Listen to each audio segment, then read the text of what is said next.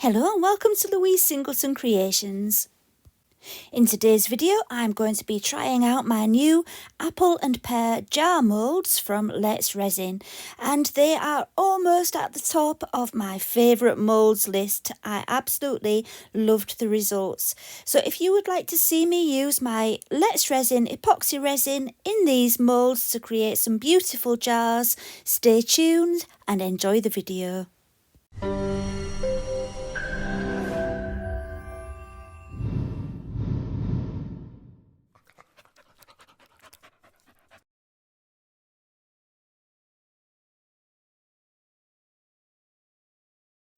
Here I have my apple and pear moulds all ready, along with my mica powders and a flat wisp brush. The brush is one that I got for when I was trying to paint fur. It's also good for grass and it's just got lots of little wisps on it, and I thought that would be good for today's project.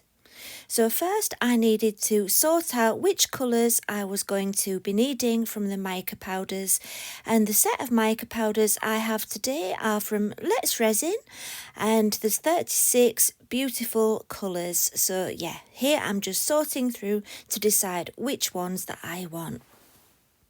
I knew that I wanted some red to brush onto the apple mould. I also wanted some brown for the stalks and for some details on the pear, and some gold for some more details on the pear, and then just the colours for making the apple and the pear, so different shades of green. And there were so many to choose from. I took my time and made sure I had the ones that I really wanted. Let's start with the apple. My first job was to turn the mould inside out because I was going to be painting powder onto the mould on the inside. I'm starting with the red for this one. I thought I'd like to have it quite rosy but not red. So the main colour is going to be green with red details. And I was looking at pictures of different apples to get some inspiration. And the thing is, there's so many variations that you can't go wrong. But I really liked the apples where it looked like there's lines going up them. If you look at them closely, you see like lines going up the apples. And yeah, I liked that. And that's why I chose that wispy brush to get the lines going up. You need a folded piece of paper underneath your mould to catch any excess mica powder, and then you can pour it back into the pot afterwards. I have my mould pointing downwards so that the excess falls onto the table rather than up the mould, because I didn't want it going up to the top of the mould. So unfortunately you can't really see brilliantly what I'm doing just because of the angle of it.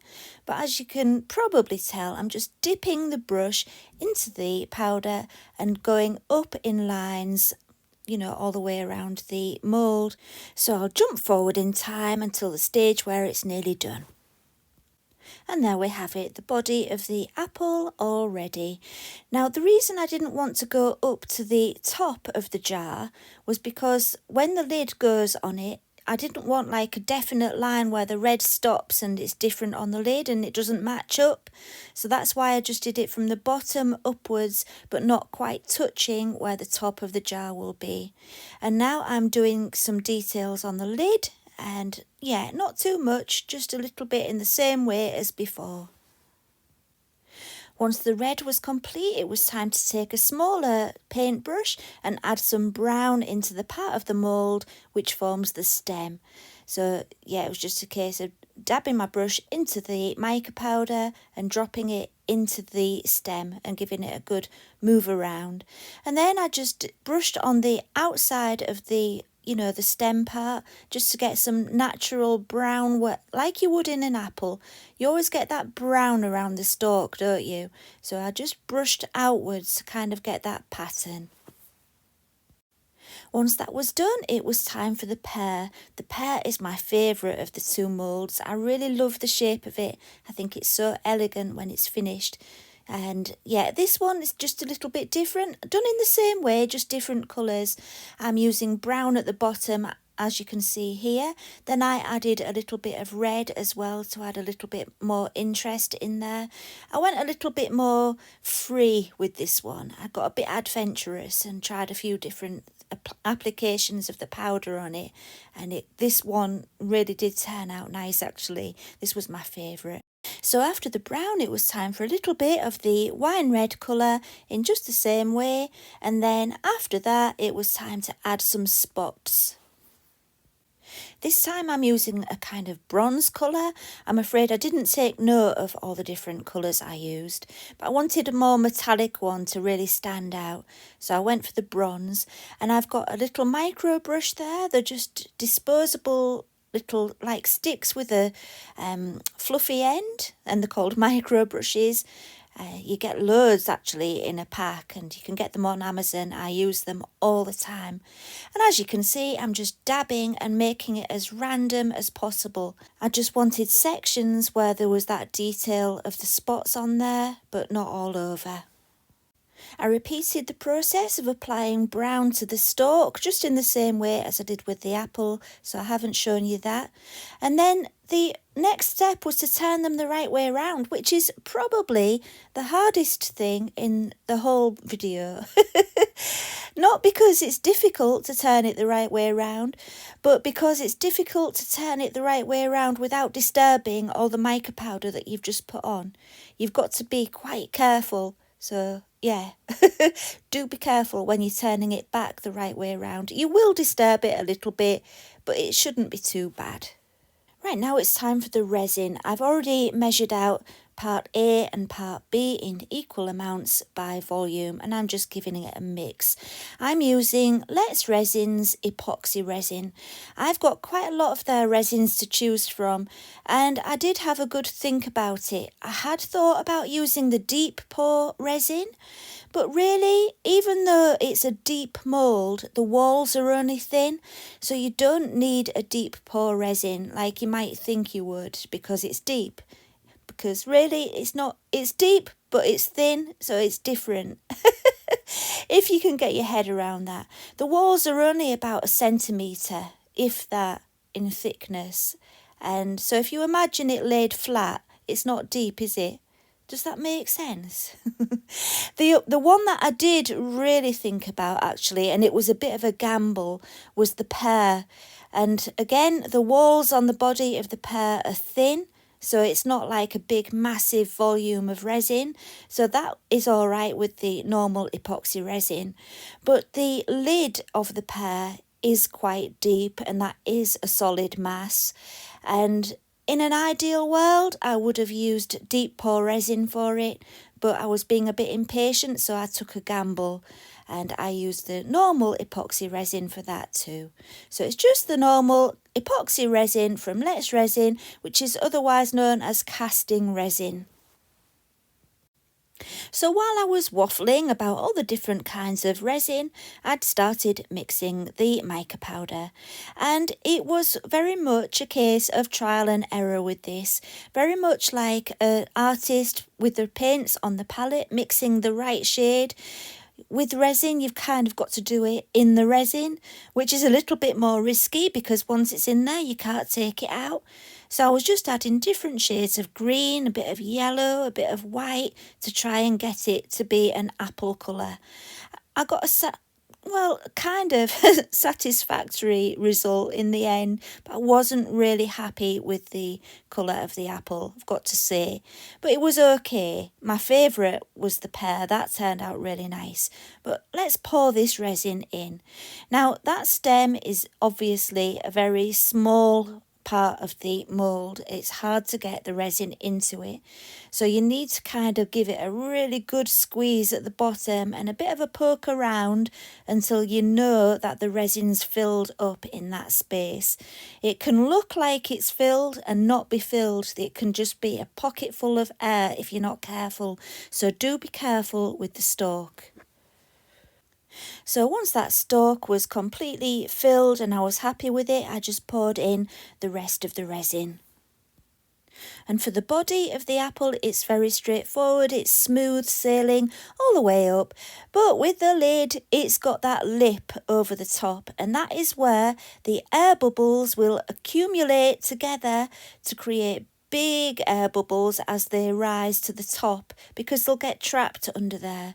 So I'm just going round with my micro brush to make sure there's no pockets of air trapped in there. And if you look through the mould, you can see them. So it's good that it's quite a transparent mould and you can really see through it nicely. And so, yeah, I'm giving it a squeeze and a poke to make sure all those air pockets can escape. And it's best to keep going back to it after you've finished pouring.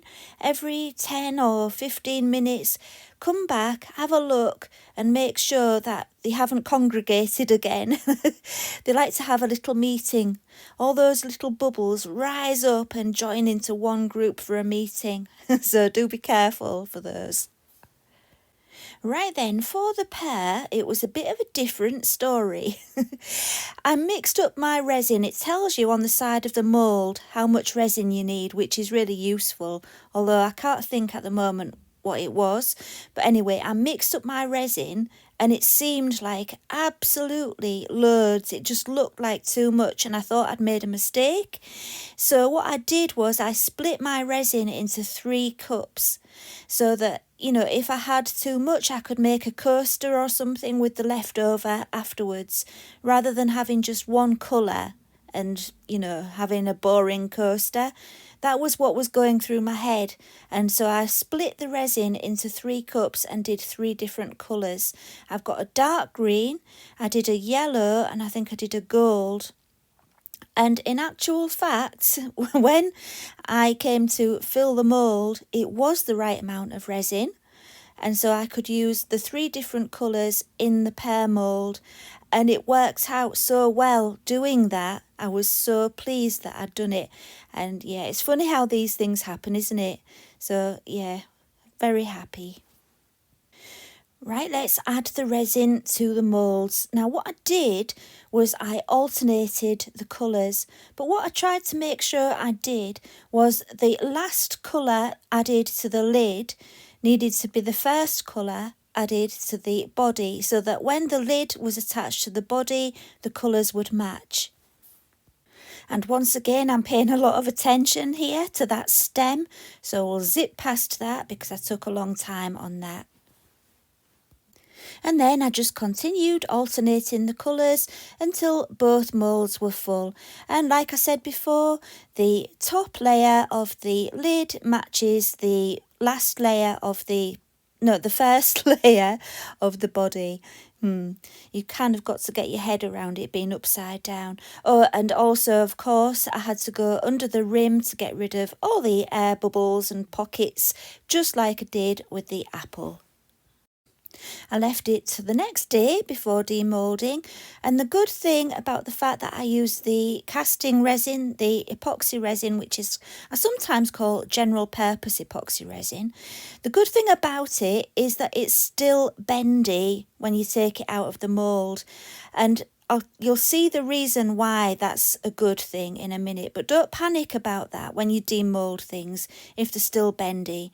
Once they're out of the mould, they will kind of harden up, but it takes a lot longer if you just leave them in the mould to harden. It's best to get them out and they harden up nicely.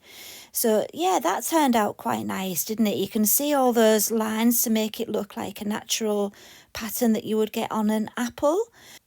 And so yeah, the reason why it's good that it's still bendy when it comes out of the mould is because you can put the lid on there with some petroleum jelly so it doesn't stick. Because at this stage, if you put the lid on and left it a couple of days, you'd have a job getting the lid off. So if you put some petroleum jelly on, you'll see me do that soon, and then put the lid on and make sure they both fit together really nicely and leave them to go hard, then you've got a perfect fit. If it was hard in the mould before demoulding, you wouldn't be able to do that. And if you've had your mould sat not quite right and it comes out more oval than round, then you're stuck. Your lid won't fit, and yeah, you'll be stuck then. So that's why I like it, that it's still a little bit bendy. The lid isn't bendy because it was a solid mass of resin. It's only bendy if it's like a thin layer, and those walls are quite thin. Anyway, let's look at the lid. Now, as you might have noticed, it's taken me a while to get the mould off the stalk, and that's because the stalk is thicker at the top, and so it's harder to get it out of the mould. It did stretch a bit, but I just pressed it back down. Yeah, it's part of the design that I really love. It makes the shape of that stem is gorgeous like it is, and in a way it's what makes the mould brilliant, but also you could call it a design flaw in a way, because it makes it really hard to get the stem out of the mould with it being thicker at the top. So it depends which way you look at it. Yeah, it's tricky. So here you can see that I put them together because I wanted to see how they would look. But if I'd left it like that, I would have had a real job getting the lid off in a couple of days' time when it was at its full hardness. So like I said before, I got some petroleum jelly, otherwise known as Vaseline, and smeared it around the top of the lid, and then put the lid on and made sure it was all pushed into shape nicely, and then I just left it. Now it's time for the pear, my favourite. I absolutely loved this pear. Let's have a look.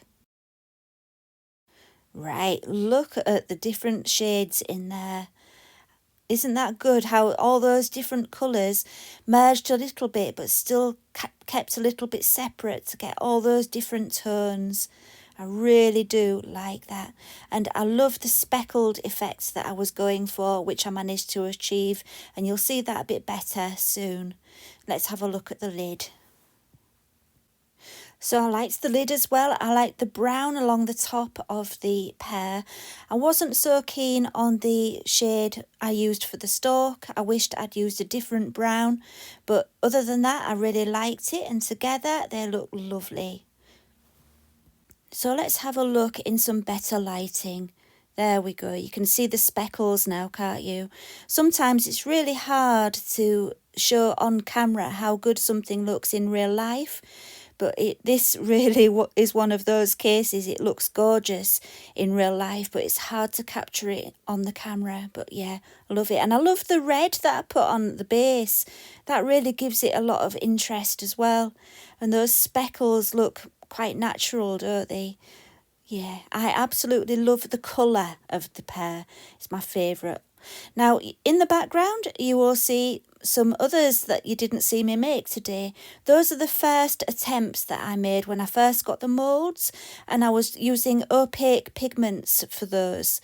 And although I do actually think the opaque pigments worked really well, the colours were a little bit insipid for me. I didn't quite get the colours right.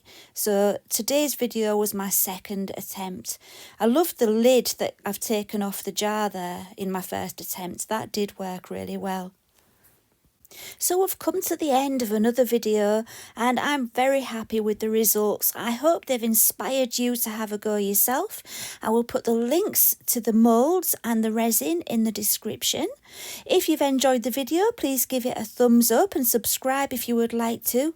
And I will see you again next time. Thank you for watching, and bye for now.